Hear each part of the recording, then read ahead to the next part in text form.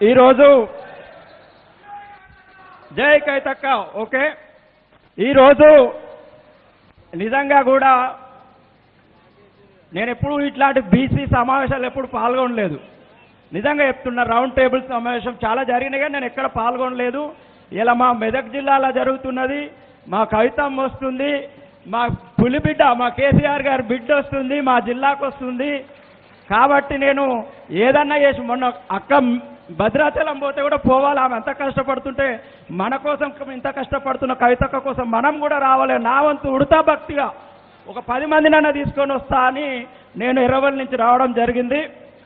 అది ఎక్కడ అనుకోకుండా మాకు కవితక్కకు మాకు చాలా 11-12 సంవత్సరాల క్రితమే అంబేద్కర్ విగ్రహానికి పూలమాల వేయించినాం మేము. ఈ మధ్య కవితక్క మీటింగ్కి పోతున్నాం అనగానే మమ్మల్ని శత్రువులను చూసినట్టు, కవితక్క మీటింగ్ పోతున్నావా? అరే కవితక్క మా సార్ బిడ్డ, మేమెందుకు పోదు? మాకు సంబంధం లేదు కదా.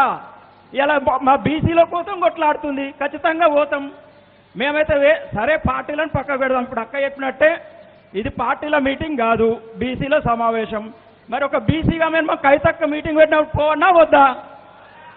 మరి నేనేమన్నా తప్పు చేసినట్టు మా మండలంలో ఉన్న కొందరు పెద్ద నాయకులు ఎట్లా పోతావు? అరే ఎట్లా పోతాం? అన్నదమ్ములు ఇద్దరు ఇంట్లో ఉన్నప్పుడు కొట్లాడుకోరా, మాట్లాడుకోరా? మా కవితక్క కూడా మా ప్రజల ఒపీనియన్, ఆమె చెప్పింది తప్పేం లేదు. కార్యకర్తలకు ఇట్లా మధ్య సమన్వయ లోపం జరుగుతుంది, ఆ జరిగిన దాన్ని పెద్ద ఆయనకు చేరవేయడంలో లోపం జరుగుతుందని ఓ ఫీడ్బ్యాక్ ఇచ్చారు తప్పితే వాళ్ళు తప్పేం చేయలేదు. దాన్ని పట్టుకొని కవితక్క ఎంబడి తిరిగితే మాకు ఒక ముద్ర వేస్తున్నారు. మేమేం భయపడం, మా బీసీల కోసం మా కోసం కష్టపడు.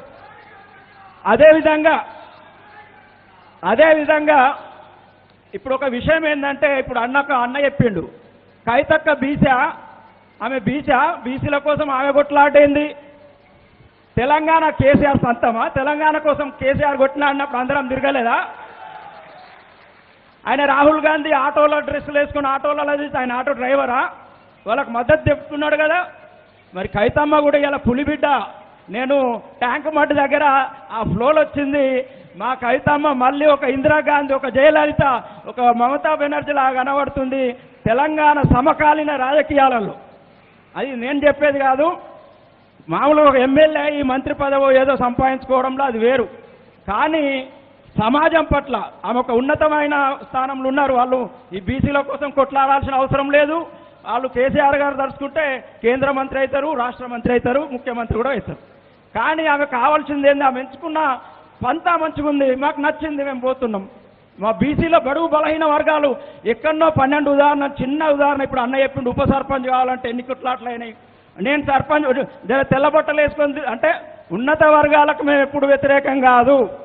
రెడ్డిలు మంచోళ్ళు ఉంటే కడుపులో పెట్టి చూసుకుంటాం, మా కేసీఆర్ సార్ దేవుని లెక్క చూసుకుంటాం, తప్పలేదు.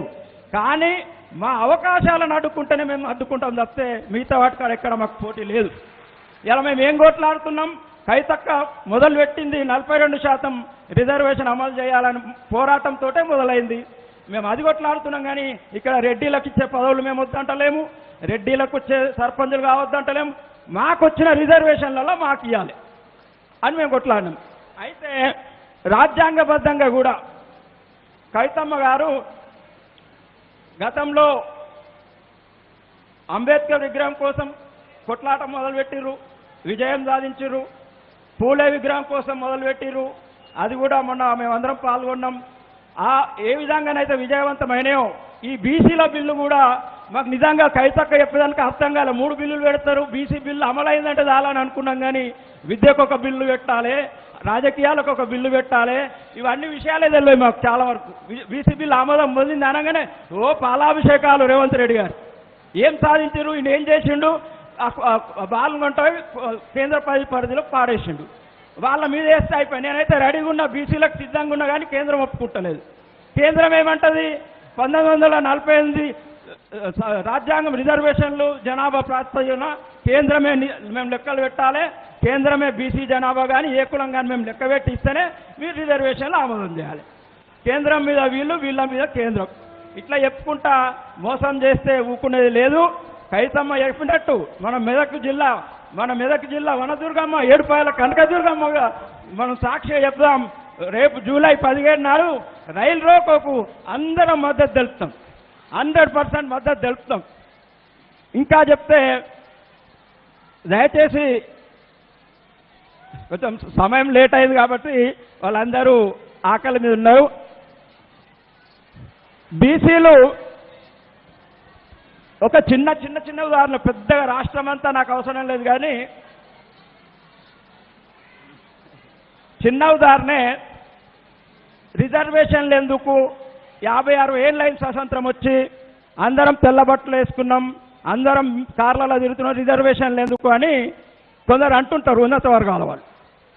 నా విషయానికి వస్తే మా తాత మా ఇద్దరు అన్నదమ్ములు ఉంటే మా బాపుకు 2 ఎకరాలు ఇచ్చిండు, మా పేద బాపుకు 2 ఎకరాలు ఇచ్చిండు. మా బాపు మేము ముగ్గురం అన్నదమ్ములు. నాకు వచ్చేసరికి నాకు ఒక 26 గుంటలు, మా తమ్ముళ్ళకు మనిషికి 26 గుంటలు వచ్చింది. నా కొడుకున్నాడు, నాకు 26 గుంటల భూమే ఉంది, తెల్ల బట్టలు అయితే వేసుకొని తిరుగుతూ ఓకే. నా కొడుకు ఇప్పుడు బీటెక్లో సీట్ కావాలి. అలా ఇంకొక నా దోస్తే ఇంకొక రెడ్డి ఉన్నాడు, వెంకటరెడ్డి అని నా దోస్తే, ఆయన రెడ్డి, నేను బీసీ. నా కొడుకు వాళ్ళ కొడుకు క్లాస్మేట్స్. నా కొడుకు పోయి ఎన్నో గవర్నమెంట్ స్కూల్లో మా జయదేపూర్లోనో గజ్వేల్లోనో గవర్నమెంట్ కాలేజ్ ఎన్నో చదువుకొని మావాడు వచ్చే. వాళ్ళ కొడుకేమో చైతన్య విక్రమ అమ్మే చైతన్యలో నారాయణలో వేసే. వాడిని అందుకోవాలంటే నా కొడుకు ఏడు అందుకుంటాడు? నా గాలి చదువులు చదువుకున్నాడు ఆ చైతన్య నారాయణ అందుకుంటాడా? అందుకోడు. మరి నా కొడుకు రిజర్వేషన్ వద్దా? నేను అడిగినా, మీకు నిజంగా రిజర్వేషన్లు తీసేద్దామంటే ఒక్కటే, భూములన్నీ సమానం చేద్దాం, మొత్తం వ్యవస్థ మొత్తం అన్నీ వంచి మనిషికి ఎంత వస్తుందో అంత వంచి అప్పుడు చదువుదాం. దమ్మేందో ఎవని రిజర్వేషన్లు ఎందుకు అప్పుడు అడుగుదాం. మీకేమో 10-20 ఎకరాలు మీ కింద ఉండే, నాకేమో అద్దె ఎకరం ఉండే. నా బిడ్డ పిల్లల కొడుకు పిల్లలు వేస్తే ఆయన ఉన్న అద్దె ఎకరం కూడా వాయే. నువ్వేమో 30 ఎకరాలు ఇచ్చినవాడు, వాడు అమ్ముకుంటా ఇవాళ 10 ఎకరాలకు ఉన్నాడు. నాకు ఉన్నది అమ్ముకుంటా ఏం లేకుండా అయిపోయింది. అంటే మాకు ఆ రిజర్వేషన్ మాకు అవకాశం. ఎందుకనంటే నేను లాస్ట్ ఇయర్ చదివిన నల్సార్ యూనివర్సిటీలో నా బీసీ రిజర్వేషన్ ప్రకారం నాకు వచ్చింది 143 ర్యాంకు నాది. నాకు నల్సార్ యూనివర్సిటీలో వచ్చింది. కానీ సెల్ఫ్ ఫైనాన్స్ కోర్స్ సంవత్సరానికి 25,000 కట్టాలి. అది 2008లో. సంవత్సరానికి 25,000 కట్టాలంటే మా జాగంతప్పుడు 16,000 రూపాయలు ఎకరానికి. జోగ్గా అది నిజంగా చెప్తున్నా. 2003-04లో మా ఊర్లో ఎర్రవల్లిలో 16,000-17,000 రూపాయలకి ఎకరం. నాకు ఉన్నదే 2 ఎకరాలు మా నాన్నకు. అదే నా చదువు పెడితే సంవత్సరానికి 2 సంవత్సరాలకు 2 ఎకరాలు పోయినా కానీ ఇంకా 2 సంవత్సరాలు ఎట్లా చదవాలి అని భయంతో నేను ఆ లాస్ట్ ఇయర్ చదువుకోక బిఏడో అంతలనే మా పెద్ద సార్ ఉద్యమం మొదలవుడు. ఆ ఉద్యమంలో మా రాజకీయ ప్రస్థానం కేసీఆర్ గారితో మొదలై అదేవిధంగా కవితమ్మతో కొందరు అంటారు కేసీఆర్ తోటి చాలా ఇది కవితమ్మతో తిరుగుతున్నాం అంటూ. అదే రామచంద్ర మా జిల్లా మంత్రి హరీష్ రావు సార్ కలుస్తాము, మా వర్కింగ్ ప్రెసిడెంట్ కేటీఆర్ కలుస్తాము, కవితక్క మా కేసీఆర్ బిడ్డ మా బీసీల కోసం కొట్లాడుతుంది కలుస్తాము. మీకేం నొప్పి ఆయన కవితమ్మతో తిరుగుతాయి. ఇట్లా ఇప్పుడు ఇలా మేము ఎర్రవల్లికి వెళ్ళి వచ్చాం కదా, మా మీద నిఘా ఎవరు మీటింగు ఏం చేసుకుంటారు మమ్మల్ని ఏం చేయరు. మేము బీసీల కోసం వచ్చాం, కవితక్క కోసమే వచ్చినాం. ఇలా మీ మంత్రులు తిట్టుకుంటారు. మీ కాంగ్రెస్ మంత్రులు పొంగులేటి ఒకటి అంటాడు, రాజగోపాల్ రెడ్డి ఒకటి అంటాడు, మహేష్ కుమార్ గౌడ్ ఒకటి అంటాడు, కోమటిరెడ్డి ఒకటి అంటాడు. మీదేమో తప్పలేదు. మా కవితకు ఒక చిన్న ముచ్చట డాడీ ఇట్లా జరుగుతుందని చెప్తే దాన్ని కోతికి చిప్ప దొరికినట్టు నేషనల్ మీడియాలు రాష్ట్ర మీడియాలు ఇక ఇదే సమస్య. ఇచ్చిన హామీలు చేయరా నాయన అంటే ఒక కవితక్క మీద డైవర్షన్ చేసుకుంటే మీ హామీలను మర్చిపోగొడుతున్నారు. ఆ హామీలు ఇవ్వాల్సి వస్తారని చెప్పి 2 రోజులు కవితక్క మీద, 2 రోజులు రామన్న మీద నోటీసులు ఇవ్వాలి. ఇంకా 2 రోజులు అసలు నేను వీళ్ళు నోటీసులు ఇస్తున్నారు మా కేసీఆర్కి ఎందుకు ఇస్తున్నా అని నాకు అర్థమవుతాడు. ప్రజలలో ఎంత బలం ఉందని చూసుకోనికి ఇస్తున్నా కేసీఆర్ గారికి, లేకపోతే వీళ్ళు ఏమైనా చేయదలుచుకుని ఏం రాదు. మొన్న ట్యాంక్ బండ్ కాడ చూస్తే ఉసుక వస్తే రాలని జనం ఒక్కొక్క ఇట్లా పడుతున్నారు, పోలీసులు కొడుతుంటే. ఆయనను చూడాలి, ఆయన చూస్తే ఆ జన్మధన్యం అయితే ఒక్కసారి చెయ్యిపోవాలన్నంత ఆనందంలో ఉన్నారు. అట్లాంటి కేసీఆర్ని పట్టుకొని కవితమ్మని పట్టుకొని మీకు డైవర్షన్ పాలిటిక్స్ చేస్తే ఇక్కడ ఎవరు లేరు. కాబట్టి కవితక్క గారు మీ వెనుక మేము 100% బీసీలు అందరం ఉంటాం. నువ్వు ఏ నోట్ ఆ రోజు అన్నమో ఇందిరాగాంధీ ఏ విధంగానైతే ఒంటరిని చేసి పార్టీ నుంచి ఒంటరిని చేసి మళ్ళీ అదే శక్తితోటి కూడా కట్టుకొని ఏ విధంగానైతే ప్రధాని అయిందో మా కవితక్క కూడా ఒంటరేం కాదు, మేము అందరం ఉంటాము. మా పార్టీలో కుటుంబ సమస్యలు ఉంటాయి, మేము ఏమైనా చేసుకుంటాం, దాన్ని పట్టించుకోవాల్సిన లేదు. రేపు వచ్చే స్థానిక సంస్థలకు జరగొద్దనే మనం కొట్లాడుతున్నాం. 42% రావాలని కొట్లాడుతున్నాం. రాకపోతే మాత్రం రైలు రోకో చేద్దాం, ఒకవేళ అట్లయినా ఆ ప్రభుత్వం ఇట్లాంటి ఏముంది ఇవాళ రేపు రైతు భరోసా వేసి ఎల్లుండి ఓట్లాడుదామని చూస్తున్నారు. ఒకవేళ అట్లాంటి పరిస్థితి వస్తే కూడా, తప్పని పరిస్థితి వస్తే మనం స్థానికంలో మన సమరంలో ముందుండాలి, గెలవాలి, కొట్లాడాలి. అన్న చెప్పినట్టు 3-4 సార్లు వార్డు నెంబర్ అయినా ఉప సర్పంచ్ అయినా ఓడగొడుతుడంటే భయపడేది లేదు. మన కేసీఆర్ పేరే మనల్ని గెలిపిస్తుంది స్థానికంలో. అది ఖచ్చితంగా ఇది ఒక రెఫరెండమే అని గుర్తుపెట్టుకోండి. రేపు వచ్చే ఎలక్షన్లు మన పార్టీకి రెఫరెండమే. ఖచ్చితంగా ఇది మనం ప్రచారం చేయాల్సిన అవసరం లేదు. మనం పోయింది నాకు ఈ మధ్య ఇదో లొల్లి మొదలైంది, బీజేపీలోని. వాడేమంటాడు, మా ఊర్లో ఒక పోరాడు, వాడు ఏం చేయలేదు, ఏం లేదు. ఈ మధ్య వచ్చి నేను బీజేపీ నుంచి నిలబడుతున్నా, నేను ఎర్రవల్లిని భూతాల స్వర్గం చేస్తా, నేను ప్రతి విద్యార్థికి ఉద్యోగాలు ఇప్పిస్తా. అది ఏడికెళ్ళి ఇప్పిస్తావురా నాయన, సర్పంచ్ అయితే ఉద్యోగాలు ఏడికెళ్ళి వస్తాయి, నువ్వు భూతాల స్వర్గం మేమే ఆర్డర్ చేసుకున్నావు, నువ్వు ఏడికెళ్ళి చేస్తావు అంటే వాడేమంటాడు, జై శ్రీరామ్ ఏం చేస్తావురా, జై శ్రీరామ్ జై శ్రీరామ్.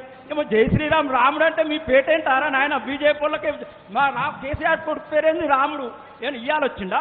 30 ఏళ్ళు 40 ఏళ్ళ కిందనే రామన్న పేరు పెట్టుకున్నాం. నువ్వేం డోకిల్కేగా రాముడు అని మాకు చెప్తావు. నా కొడుకు పేరు అభిరామ్ 24 ఏళ్ళ కిందనే పెట్టుకున్నా. అట్లాగని ఇవాళ జై శ్రీరామ్ అనుకుంటా ప్రజలు మా పేరు ఎవరు వినరు. జై కైతక్క నాయకత్వం, సాకలి మంగలి పొరలు MBBS చదవాలి, పెద్ద డాక్టర్లు కావాలి, కమ్మరి గౌలూలా పట్టా పొందాలి, జడ్జీలు కావాలి, అనగారిన పిల్లలు IASలు కావాలి, IPSలు కావాలి, మన రోజులు రావాలి, ఈ దేశాన్ని ఏలాలి, మన రోజులు రావాలి, ఈ దేశాన్ని ఏలాలి. బండలు కొట్టే ఒడ్డెరోలు ఇంజనీర్లు కావాలి, ప్రాజెక్టులు కట్టాలి. బండలు కొట్టే ఒడ్డెరోలు ఇంజనీర్లు కావాలి, ప్రాజెక్టులు కట్టాలి. ఖాళీ నరకన పోయేటోడు గాలి మోటార్ ఎక్కాలి, ఏరోప్లేన్ నడపాలి. మన రోజులు రావాలి, ఈ దేశాన్ని ఏలాలి, మన రోజులు రావాలి, ఈ దేశాన్ని ఏలాలి. ముస్లిం మైనార్టీలు కలిసి ముందే నడవాలి.